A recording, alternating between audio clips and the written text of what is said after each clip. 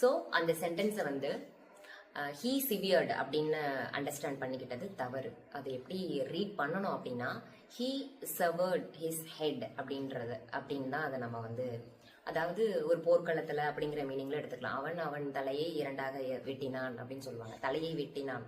So அந்த உடலில் இருந்து அந்த தலையை பிரித்தெடுக்கிற அந்த செயலுக்கு தான் வந்து செவர் அப்படின்னு பேரு. இந்த செவர் அப்படிங்கிற வேர்பை வந்து ஒரு ரிலேஷன்ஷிப் பிரேக் பண்ணிக்கிறது, அந்த பிரேக்கப் அதுக்கு கூட நம்ம யூஸ் பண்ணலாம்.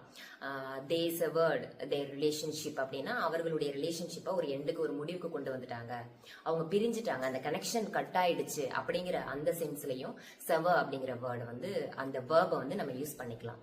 இப்ப இந்த தலையை கொய்தல், தலையை இரண்டாக வெட்டுதல் அப்படிங்கிற அந்த டாபிக் நம்ம போனதுனால இப்ப தலையை வெட்டி வந்து தண்டனை கொடுப்பாங்க. மரண தண்டனை வந்து தூக்கு தண்டனையாகவும் இருக்கும், தலையை வெட்டி கொடுக்கிற மரண தண்டனையும் முன்னொரு காலத்துலலாம் இருந்துச்சு. ஸோ அப்படிப்பட்ட அந்த பனிஷ்மெண்ட்டுக்கு இங்கிலீஷ்ல என்ன நேம் அப்படின்னா டிகாபிட்டேஷன் அப்படின்னு சொல்லுவாங்க. டிகாபிட்டேஷன் அப்படின்னா தலையை வெட்டி தலையை துண்டாக்கி மரண தண்டனை கொடுக்கறது, அது பேர் தான் டிகாபிட்டேஷன்.